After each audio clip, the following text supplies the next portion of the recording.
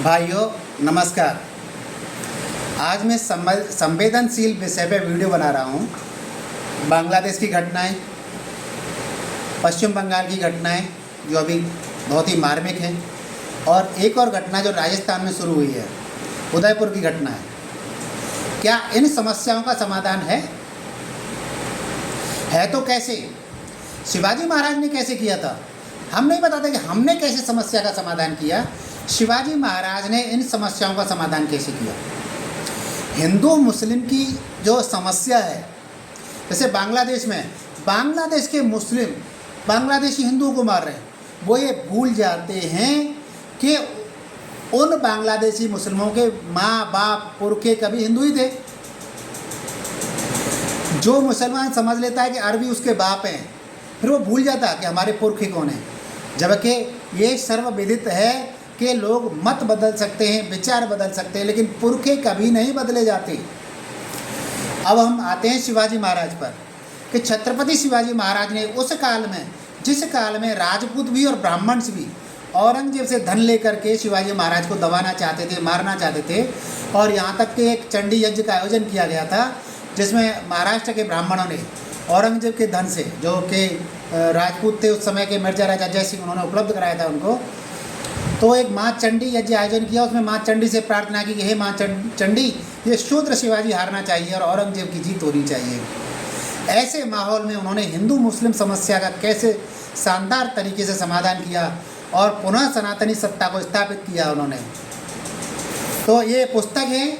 और क्या होता है, जब आपकी लगन होती है ना हिस्ट्री पे कुछ खोजने की, तो कुछ चीज़ें अनायास ही मिल जाती हैं। हम एक पुस्तक मेले में गए और इस पुस्तक पे नज़र पड़ी अचानक से। पुस्तक का नाम है द टेम्पल ऑफ महाराष्ट्र। इसमें शिखर शिंगणापुर के मंदिर का जिक्र है जो शिवाजी महाराज की माता जी ने बनवाया।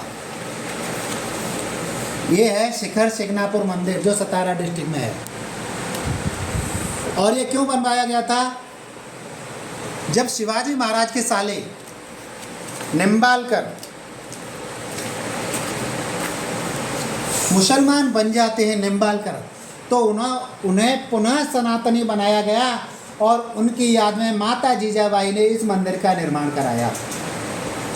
यानी कि शिवाजी महाराज ने क्या किया कि जो मुस्लिम जिन्हें पता था कि वो मुसलमान बन चुके हैं, लेकिन उनके पुरखे सनातनी थे, वो मुसलमान मजबूरी में बने या किसी भी कारण से बने, या लालच में बने, या तलवार के बल पे बनाए गए, उनके पुरखे सनातनी थे। उन सभी के लिए शिवाजी महाराज ने द्वार खोल दिए कि जो सनातनी बनना चाहता है वो आओ और सनातनी बनिए। भाइयों, क्षत्रिय वही होता है जो धर्म का प्रसार करे, इसलिए हर कोई क्षत्रिय नहीं होता। शिवाजी महाराज इसीलिए क्षत्रिय हैं। और ये सतारा का जो शिंगणापुर मंदिर है, शिखर शिंगणापुर, ये उस याद में बनाया गया माता जीजाबाई द्वारा, जब शिवाजी महाराज के सालों को पुनः सनातनी बनाया गया, जिन्हें कभी आदिल शाह ने मुसलमान बना दिया था। आज राजस्थान में आप जाओगे तो आपको वही मिलेंगे। कौन? काठात मुस्लिम, जो बोलते हैं हम पृथ्वीराज से जुड़े हुए हैं, उसकी सेना के लोग हैं, उसके वंश के लोग हैं, उसके परिवार के कुटुंबी के लोग हैं। हमने देखा वहाँ पे चीता मुसलमान जो बोलते हैं हम शिवाजी राजे से हैं। गहलोत मुसलमान जो बोलते हैं हमारे पुरखे राजपूत थे कभी। चौहान, सब तरह के मुसलमान मिलेंगे, लेकिन उनका जुड़ाव होगा राजपूतों से ही। और जब तक इनको वापस सनातन में राजपूत नहीं लेंगे या सनातनी वापस नहीं लेंगे, इस समस्या का कभी अंत नहीं होगा। याद रखिए, आप इस समुदाय को मार नहीं सकते, अपना बना सकते हैं जो वो बनना चाहते हैं। नहीं तो ऐसा ही हो जाएगा जैसे मेवों में हुआ था।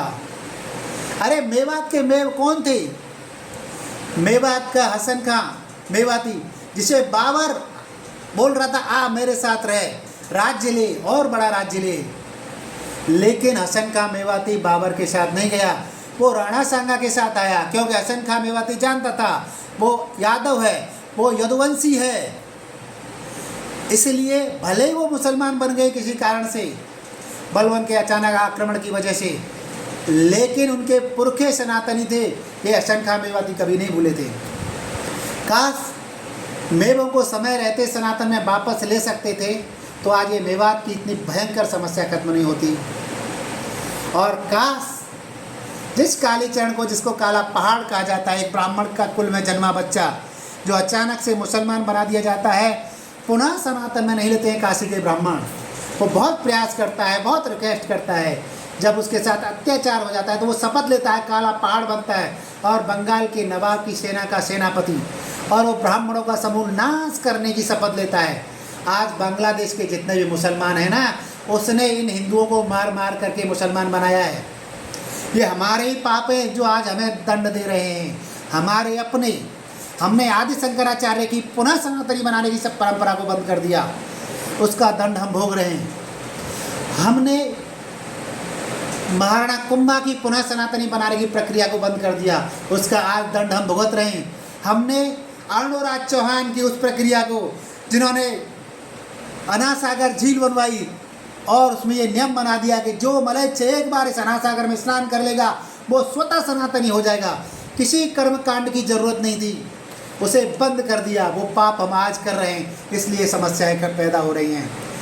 और वो बप्पा रावल, महान बप्पा रावल, जब सिंध को पूरी तरह मुसलमान बना दिया गया था, तब देवल ऋषि की सहायता से महान बप्पा रावल जी ने पुनः सिंध को सनातनी बनाया।